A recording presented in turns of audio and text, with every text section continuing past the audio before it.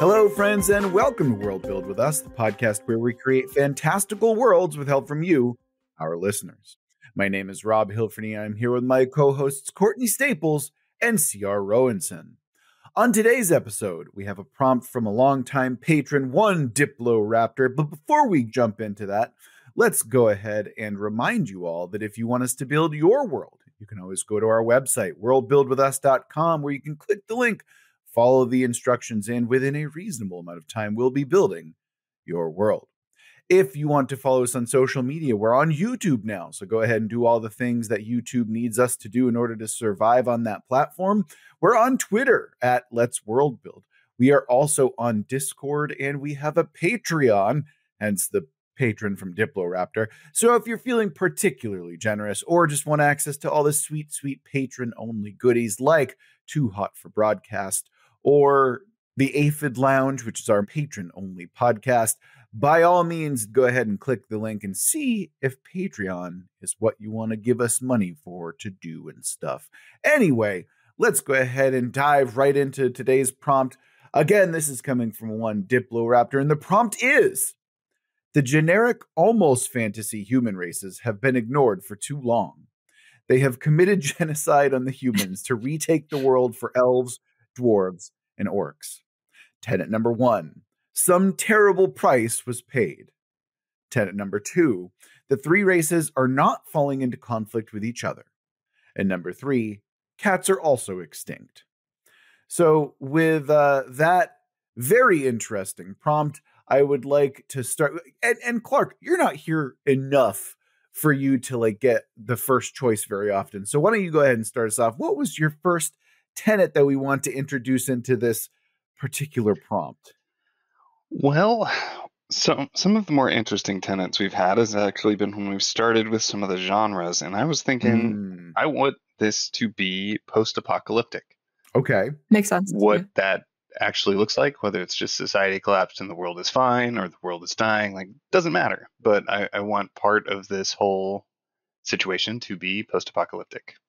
Mm-hmm. Yeah, you and Courtney are in that one together. You guys love the post-apocalypse more than I do. I'll tell you that. I am a big fan. I was just trying to think of one we hadn't done a ton of. Yeah. I mean, that's totally fair. Although, I mean, depending on how you look at some of our prompts, they're definitely post-apocalyptic, just, not inherently, they're not named post-apocalyptic, but still. Yeah, it's less like nuclear blast, more just a collapse of civilization and a regrowth kind of thing. Right. Or, oops, the magic turned off and a dinosaur ate my child. That's happened as well.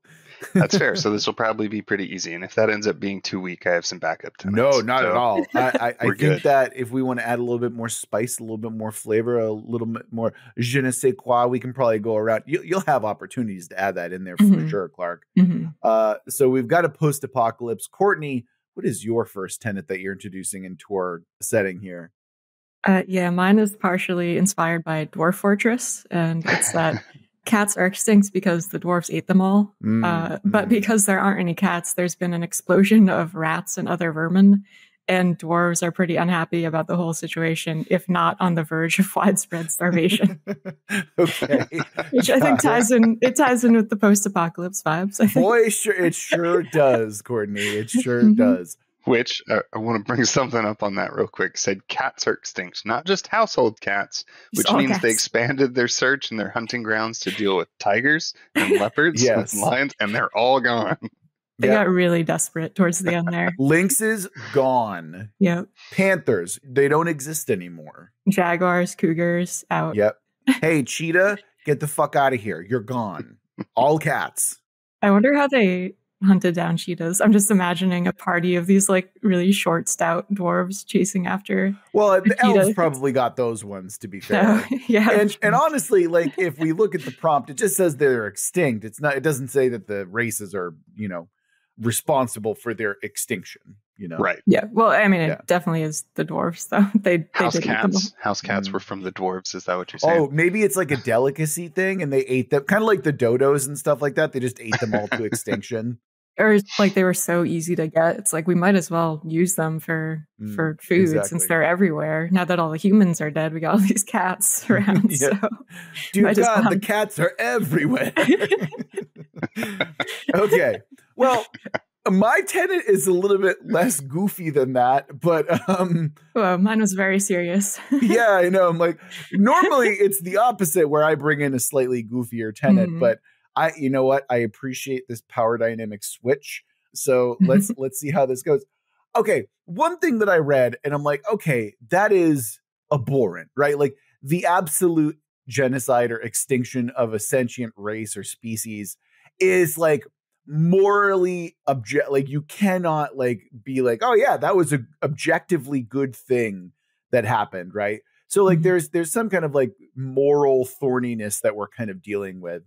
Except not, because I have to clarify that, because otherwise, man, I would just spend way too much time talking about the ethics involved about what happened. So I have to, my tenet is that the humans needed to be genocided. They needed to be made extinct.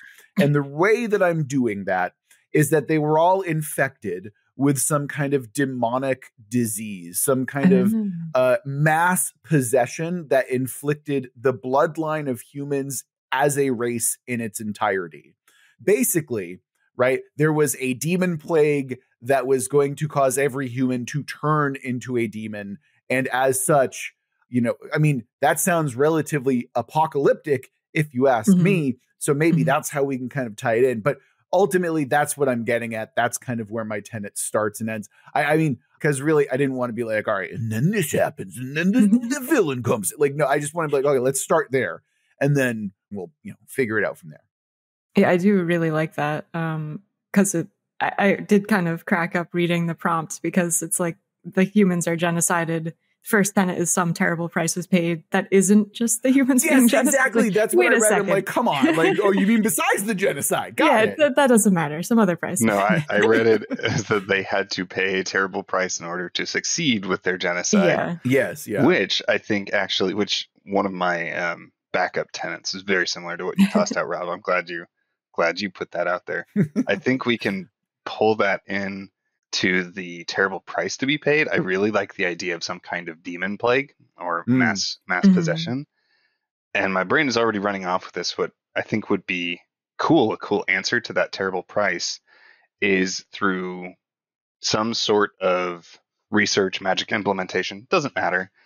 In order to be successful, the other races had to basically splice themselves with demons.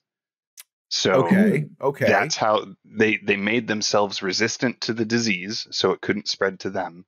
And that enabled them to then potentially gave them powers, or at least gave them the capability to then go hunt down and possibly even detect people who were infected. So then they could track them all down. Plus that could have a side effect of if these were all completely separate species, the splicing has now made it so that all of the non-standard races can viably reproduce together. Ooh, okay. So all of the races are now partially fiend-blooded, is what I'm hearing. Is that correct?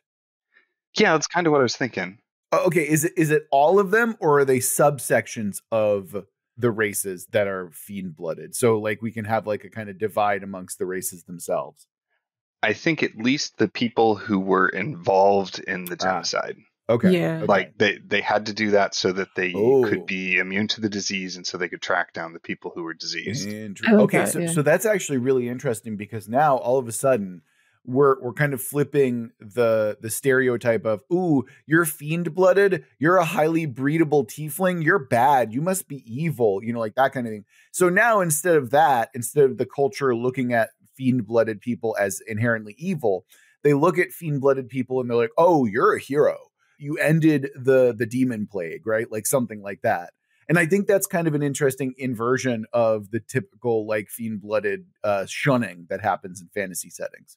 Yeah, I agree. I like that a lot, because when I was thinking about what terrible price might have been paid, I was thinking maybe it was like a psychological thing, but I think that could also loop in here where like maybe it's like a warrior class or something from each race has basically like self-sacrifice part of themselves to become partially fiend, and like that obviously comes with its own psychological effects.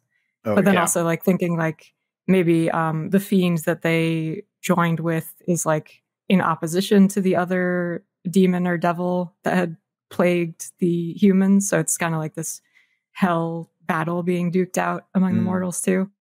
Yeah, and part of what I was thinking with this is this somehow like part of the price being is a large scale deal has been made with demons, basically. So now they have more influence in the world. There's potentially ways for them to enter the world wholesale.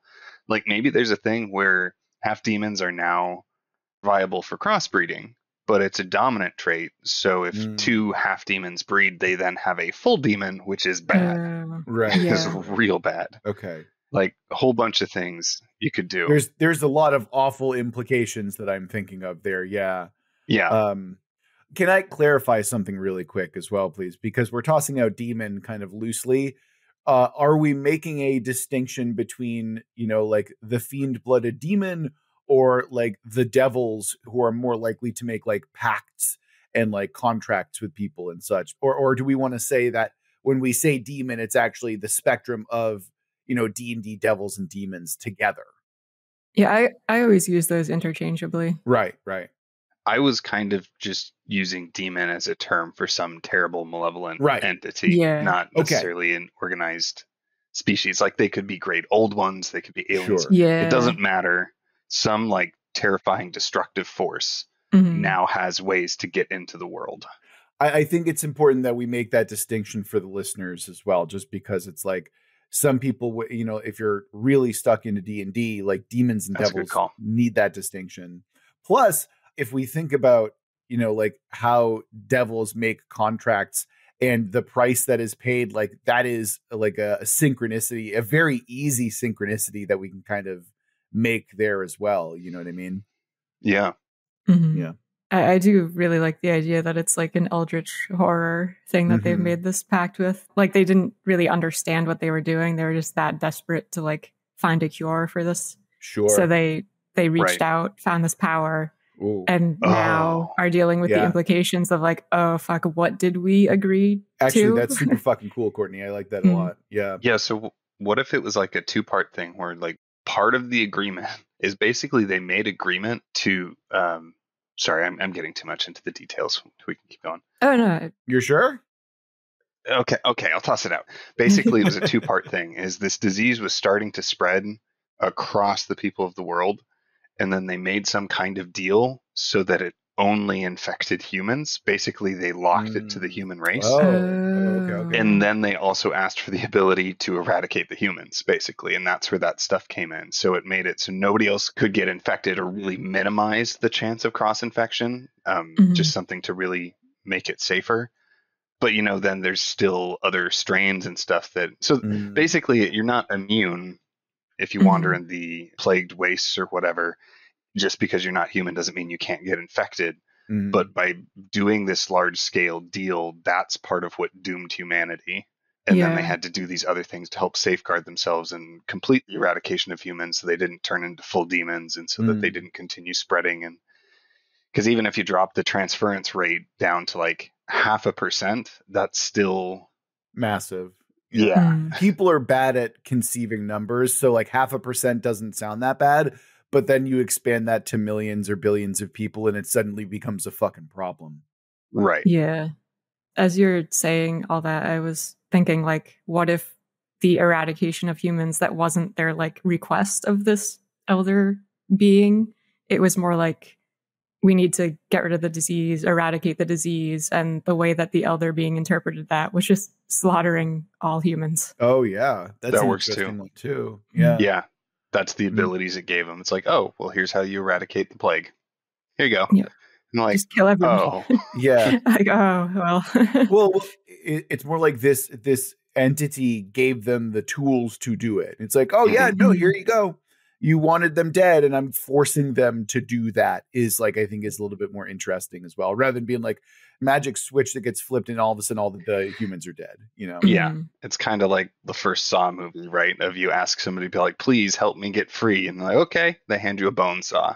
Exactly. Yes. Yeah. And that is exactly the type of terrible price we want to get paid here. Absolutely. Yeah, I love it. And then, of course, what ends up happening is if we want to think about like how genocide has been treated historically, right?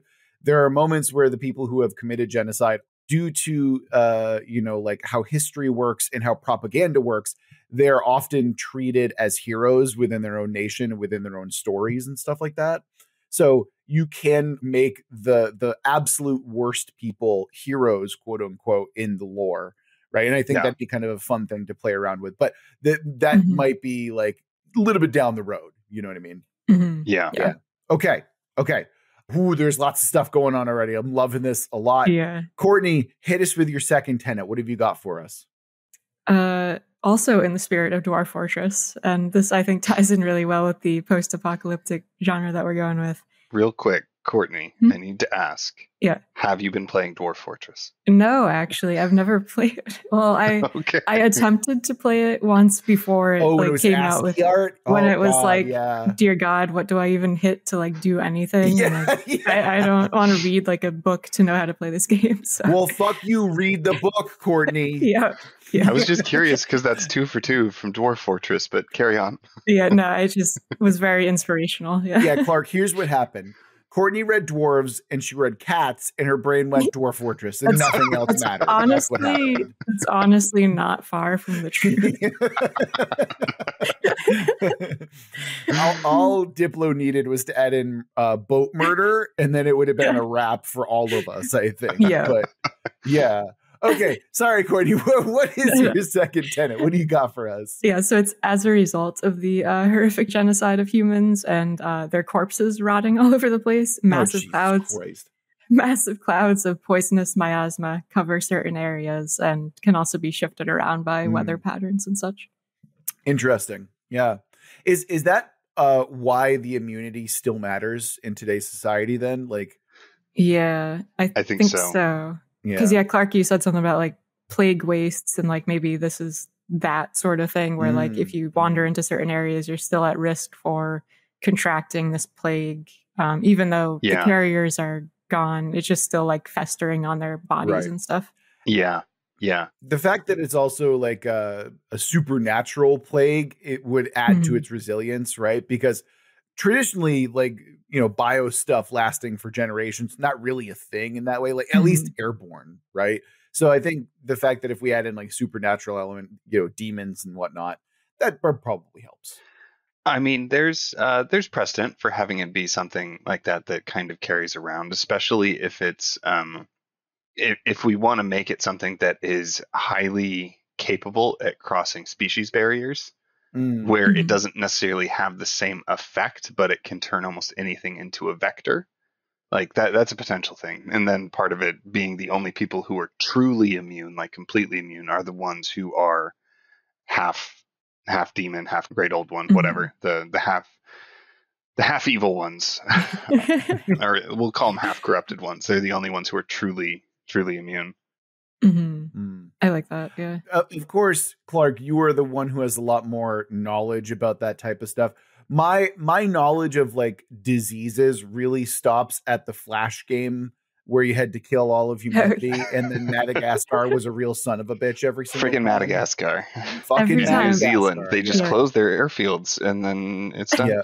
Like 2 people cough in Europe and Madagascar is like, whoa. Yes, exactly. Shut it down. Wait, there's that old, like the ancient now because we are old and I'm recognizing this. But it's like, there's that old comic. It's like a 4-panel where it's just like president, people coughed in Europe and it's like close down everything. Yeah. Look that up, young children of the internet, because that's a fun one for sure. Anyway, so we've got airborne clouds of diseases just fucking shit up all over. Very fun. Yeah. Oh, I suppose we're back on to me, huh? Okay, cool. So mine is very simple and I think still fits remarkably well, all things considered. Mine is the world is in the middle of a gunpowder revolution. Whether you want that to be political or just technological, I will allow you to decide and kind of figure it out. But that's where I'm at. And yeah. Can you define a gunpowder revolution? No, that's kind of the point. But I will tell you kind of where I'm thinking, right? So one, you can either say that a gunpowder revolution means that gunpowder has come onto this world stage in a very important and meaningful way, right? Where like all of a sudden we have guns and all of a sudden we have cannons, right? That's one interpretation. The other interpretation that I've kind of had in my head is a gunpowder revolution in that there are people who have gunpowder who are causing revolts politically all throughout the world. So those are kind of the two directions, but I'm leaving that open to you guys as to what you think is more interesting, or maybe some kind of bastardized hybrid of the two, whatever you think is more interesting. Yeah, I took it initially as like they have gunpowder now as a technology, which then got me thinking like, oh, maybe like the demon plague had created all this like brimstone or something that they used to make fantasy gunpowder, or alternatively that could be the weapon that was provided to them by the great old one that they begged for help. Listen, we're going to infect you with demon blood and we're going to give you guns. Whether it came from the outsider or not, I do think it makes perfect sense for this to be a period of redoubled research and focus on firearms, because if you're trying to deal with wandering plague creatures, you want to do that at range. Yeah. Oh, that's a valid point. Yeah. A very good point. Yeah. So I think that makes total sense for them to probably not too fast in advance, but definitely, especially with the fantasy races, them going past some of the super clunky breach loading into something that's in a little more of the middle ground, where it could be breach loading, but they're able to do some rifling for long-term precision shots, a little bit more consistency with the firing. So like a flintlock, like we just jump straight to flintlock, basically, or even Civil War era, post-Civil War era, where they started using priming caps instead of having to actually use flash pans, something like that, because then it was more reliable. And they also had higher accuracy than they did with original muskets. I was going to say, like, flintlock and shit is basically like, you want to use that point blank for it to be really effective. Like, that's why, like, when pirates boarded people and they had like 8 different pistols on them, they would basically use them as melee weapons just to like tear shit up, or effectively melee weapons, right? Right. Okay, yeah, that works for me. I'm cool with that. Yeah. I wonder if that was like an effort by all of the currently existing races coming together, because like dwarves are known, of course, for their like blacksmithing and forging and stuff, and elves are often associated with precision and ranged weapons, of course, and orcs, I'm sure, could provide something there too. See, this is the type of racism that I'm not a fan of, Courtney. Orcs, among the 3, orcs are by far my favorite of the generic fantasy races, because they're, to me, the most interesting compared to short human plus and skinny human plus. Like, I think orcs at least have a different origin, and their like viewpoints of like being villains and stuff like that is interesting enough to me, where I'm like, there's probably a lot more richer stuff that we can pull off with orcs and whatnot. But hey, I'm just getting ultra defensive over here over orcs, so don't mind me. That wasn't an implication that orcs didn't have anything to bring to the table. It was more like there are a lot of options to go with them, because they're often pretty open-ended in that regard. And, you know, the races are already working together at that point. Yeah. And I do think we can pull in the other revolutionary aspect, not just sort of the tech revolution. Sure. Because now I get to slide in a tenant without using one of my tenants, but see, that's how you do it, Clark. Nice. Nice. That's what I do all the time. Yes. Especially if the primary like genocidal faction or factions still hold major power in several places. And like, there's going to be people that don't agree with this. They're like, yes, we're glad that we're not going to die, but the way we did this, or even more outright, having opinions about those monsters that are in charge, who are now still trying to do monster things, even though it's not needed anymore. So that could be another part of it, of people starting to use gunpowder to actually try and fight back against some of these people who were their saviors and are now turning into their oppressors and torturers. I like that. And that does work with the tenet in the prompt about like the three races are not falling into conflict with each other. It's more like they're probably united against a different class of people or this sort of new race that's forming.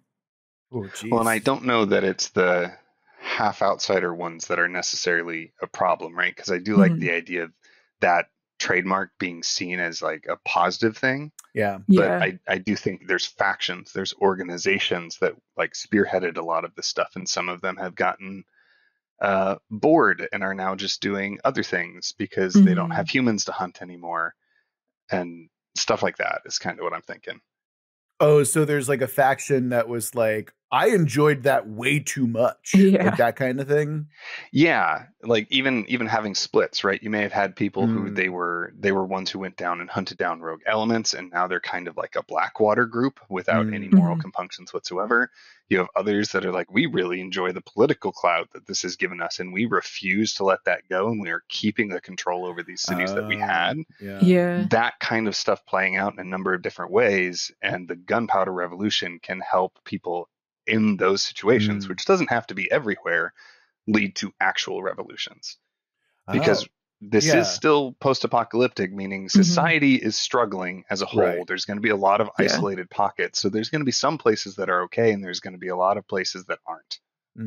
Yeah, and it's also like the power vacuum that's left when you genocide an entire species of sentient being. Like if 1/4 of the Earth's population just like was wiped out right now, that would be absolutely insane. Fucking like massive.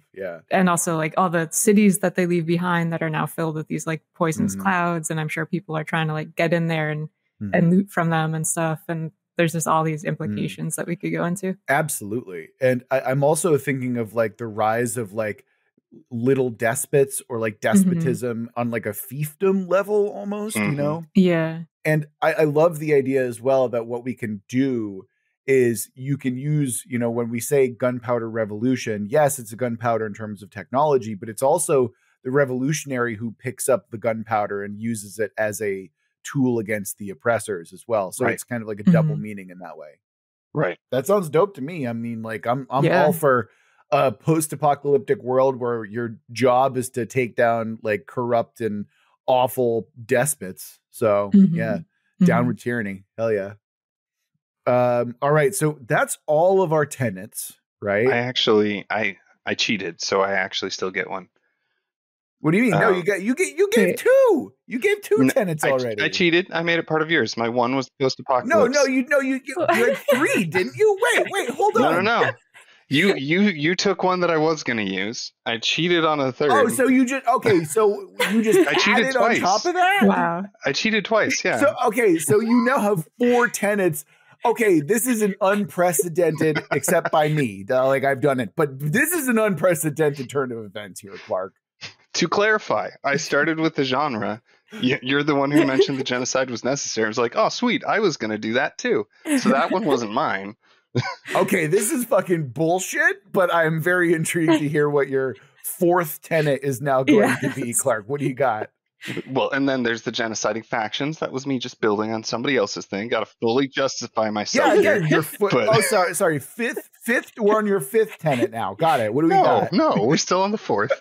Anyway, tenet like 2C now. We got like indented list going on. I learned it from watching you. God damn it. Anyway, so since we're dealing with a fairly standard sort of like fantasy setup, I did want to address the magic, not just because I'm the magic engineer, not just that. Sure. But I actually want to change it so that the magic that still exists now it's basically a superhero setup with low to medium strength.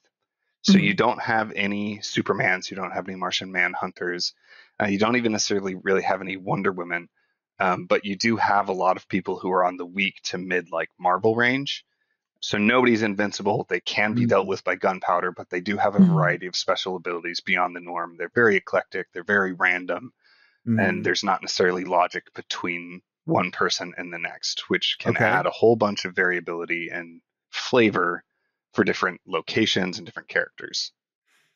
Is this an X-Men situation where like the people who are infected have those mutant powers, or is this something else that we're working with here? I don't know. We could do it. We could certainly do it that way. I don't know if that's the people who are half outsider or if this exists in a small percentage of the normal population. But I think part of how the world changed access to magic. So now it's this much more limited and kind of random situation rather than the more established thing you would expect from a standard fantasy setup with dwarves and elves and stuff. Okay. Yeah. Interesting. When you were talking, I was envisioning it as having like come from the Great Old One Pact. So these like half corrupted people are the ones who get these like random powers, which works in like a chaotic sense. You have this eldritch being just doling out stuff at random. But I also do like that idea that like there used to be the more typical fantasy magic that was wiped out. And maybe that was the result of like the Great Old One soaking up that power for itself as part of the deal. Or maybe it was part of the demon pact that the humans had made, or like the demon plague, maybe that kind of ate the magic up or something like that. I like that. I like that a lot. Like the idea that the demon plague wasn't just like mass possession and like demonic presence, but like something that literally tore magic away from the world as we knew it. That's really fucking cool. Yeah. So yeah, what if we did kind of tie it to the bloodline? So basically, the more corruption you have, the stronger your superhero powers are, which would lead to an interesting place of the creatures in the world that have the most magical might are the fully corrupted monsters that are running around. Yeah, that's cool. Yeah, I like that. And then it's pseudo heroic, pseudo concerning, right? Because then if you manifest even a minor power, that means that you have quote like hero lineage in your bloodline. But that also means you need to be careful about who you reproduce with, because that might lead to more monsters. Yeah. It is interesting that we're like dabbling with essentialism here, right? And like purity of bloodline. So there's definitely some crypto fascist, like awful, like shit that we're like dancing around with here, which I think is an interesting conceit within the world itself. Because now we're talking about like literal blood purity, right? And we kind of have to be careful about that type of thing within this world, because man, we've seen too much of that shit as is. You know what I mean? I kind of like that with what we have set up, both with the blood purity having a big positive aspect to it for everybody, but then a real danger to it, right? So it's not just a thing of like, oh, you're impure, you need to be removed. It's like, no, you're not impure, but you have a hint of this, which means in a way you're actually to be revered and valued, but also we got to be careful. Right. Yeah.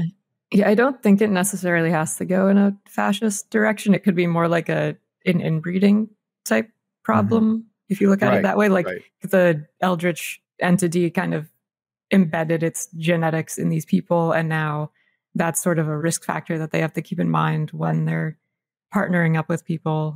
So it's like, I don't know.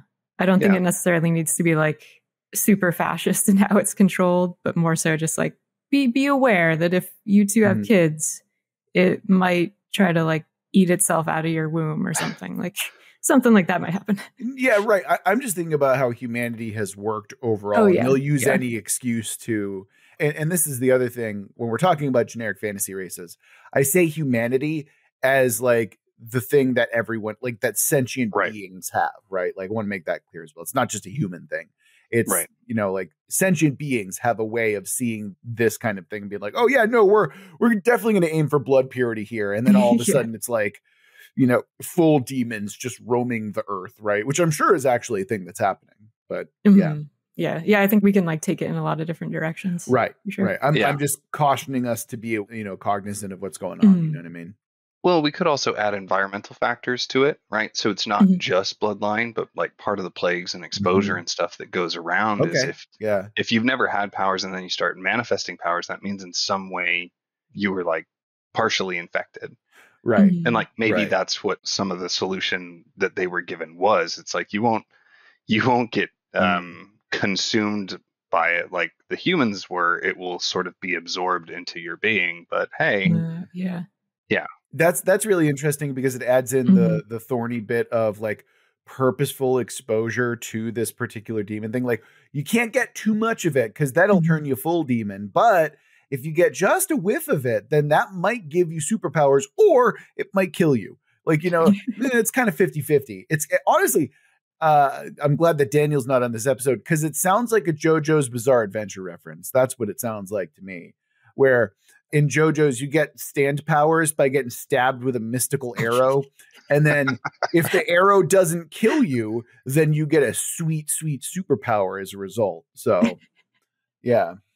I had no idea that that's how that happened. Yes, that is. JoJo's Bizarre Adventure has its own midichlorians in it. So, yeah, that's absolutely a thing.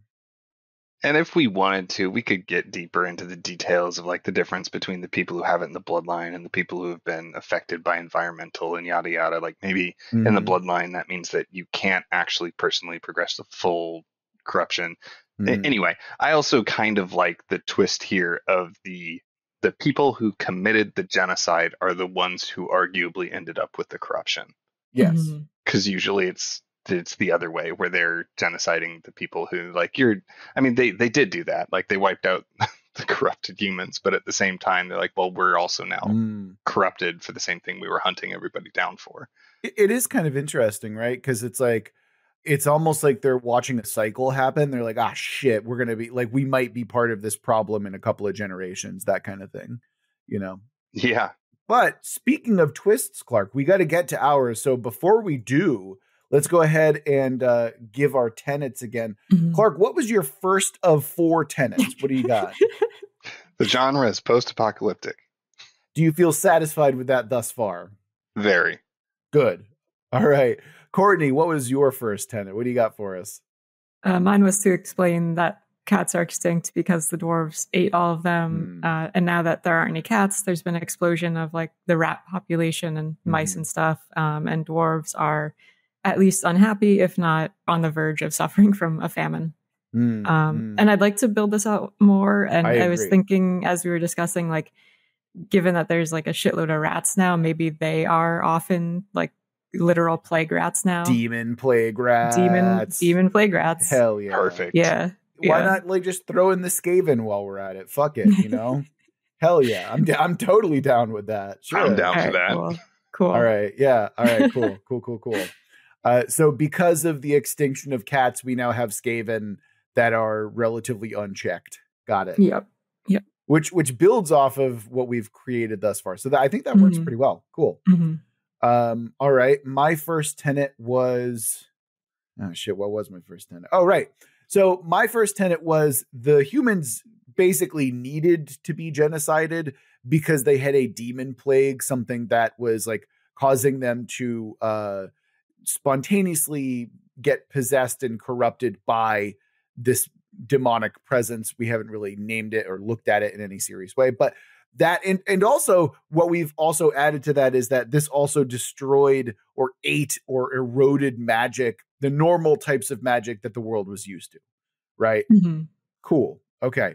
I'm happy with that. Let's go back to Clark with your tenets 2 through 4. What do you got? So that was my tenet 2, is what I'm saying. Your tenet 2 was... It's lies. It's lies. Okay. See, this is what I get for trying to be honest, listeners. And so in the future, I just need to be more underhanded. You just gotta lie. Don't fucking gaslight our listeners. Get out of here. So, I think it was after Courtney's or after that one, I kind of tried to sneak in the idea that the genociding factions are still in power. Yeah. Yeah, because that went to your gunpowder revolution. Yeah. Okay. All right. Courtney, what was your second tenet? That was that given that there are all these like demon plague human corpses everywhere now that are rotting, they're releasing these massive clouds of miasma that cover certain areas, probably like the human cities and stuff that are now in ruins. And that can also be spread through like weather and wind patterns and such. Gotcha. And I feel like that's done pretty well. You feel satisfied with how that turned out as well? Yeah, I think it gives us opportunity to explore like the very post-apocalyptic vibe of going into like a ruined human city, stuff like that. Oh, absolutely. So happy with that. Cool. Plus, I mean, you got the Skaven now too, which helps. You know, you have like a natural inhabitant of those plagued places. So, oh, nice. Yeah, that works. Okay, awesome. My second tenet was the world is in the middle of a gunpowder revolution. I feel like I'm pretty happy with that. We've mixed it so it's not just about the technology, but also revolutionaries who are using it to overthrow despots. I'm happy with that for sure. That's where I snuck in my third tenet. And then my fourth tenet. Sure, yep. 3.5. Yeah. was just reestablishing the setup for the magic, where it's like we said, it's no longer the traditional organized magic. It has turned into a more eclectic, irrational superhero setup with people ranging from low skills and tricks to medium capabilities. No invincibility, nobody is bulletproof, more or less. Yeah. Right. That's interesting. And when you say nobody, you mean none of the super powered folks, because I'm imagining that there are probably some like demons or monsters that exist outside of the normal sentient races that are in fact nigh invulnerable to bullets and whatnot. Yeah, none of the people, if this was an RPG, none of the playable characters are bulletproof. Gotcha. And okay. Really none of the NPCs, but like the monsters and villains and stuff, sure, they can absolutely have that. Awesome. Rob, you just gave me an idea for like a villain monster type thing, like a rat king. That's been for listeners, a rat king is when rats get like tangled up in themselves basically and become this like horrible mass of rats that are all twisted together by their tails. It's actually very sad occurrence too. Yeah. Yeah. But picturing like that happening in this like plague cloud, and they just like get these horribly mutated rat things that are just massive and horrible. So add in sentience to that. So you have like what is effectively a Senate worth of rat kings who are all yelling and arguing with one another. That's a cool ass idea. I'm stealing that. It's not Courtney's idea. It's my idea now. So wait a second. That's how intellectual property works. I claimed it first. Damn it. No, I really like that idea. And like, I do want to like dive more into that in the next episode for sure. Yes. And we'll have plenty of time to do that. But before we get to the next episode, we have to roll our twist. And our twist this time is going to be the most energy anything can produce at a time is a large campfire, less than 14 horsepower. No shit. Honestly, that works, doesn't it? Because like, what is gunpowder? Gunpowder can't be more than 14 horsepower, right? It's not. It's absolutely not. Good. Okay. Cool. Yeah, because it's like such a focal point, right? It's more about honestly, that fits the post-apocalypse very well. So it does. Yeah. Okay, cool. Well, and it prevents us from escalating stuff to bombs. Is really what it does. You keep guns, some smaller cannons, but that's going to be about it. Yeah, jet propulsion's out of it. And also it kind of makes sense with your, like low superhero power type thing as well. So it's not like we can have like 15 horse punch man or something like that, Yeah. Nobody's like laser beaming out their eyes and destroying everything. Yes. Yeah. Exactly. I think that works remarkably well. Okay, cool. We will reconcile that next episode where when we get there. But in the meantime, I'm here to remind you that if you want us to build your world like we did with one Mr. DiploRaptor, you can always go to our website, worldbuildwithus.com, where you can click the link, follow some instructions, and within a reasonable amount of time, we'll be building your world. If you want to follow us on social media, we're on YouTube and Twitter. At Twitter, it's @Let'sWorldBuild. And on YouTube, you just got to find World Build with Us. Do all the things that makes YouTube happy, like subscribing and linking and liking and commenting, all that good stuff. We're also on Discord if you want to come chat with us more directly. And if you're feeling particularly generous, like DiploRaptor, or you just want access to sweet patron-only goodies like 2 episode lengths, or access to the Aphid Lounge, or access to Too Hot for Broadcast, among other things, like, you get the podcast early, then you can go to our Patreon and give us money. If, you're just ever happy that we made your life better in some way, give us a little tip by doing that as well. That always helps us out. It's always appreciated. And Clark, where can people find you on the internet? Yeah, the best place to find me right now is on YouTube with the channel The Magic Engineer. You can also find me on my website, which is just crrowenson.com. That's the best way to contact me, is through the contact form on there. So if you want to give me more ideas of how I can cheat and get additional tenants into these episodes, that's how you reach out to me. And if for any reason you have more money that you want to throw at different creatives, I do also have a Patreon. If you're going to pick, start with Worldbuild with us. This is their podcast. Those are the main places to find me: YouTube, here, and on my website. All right. Clark, thank you so much, as per usual, for joining us. And thank you all for listening. This has been Worldbuild with us. Remember that we love you very much, and we're going to get through this together. Until next week.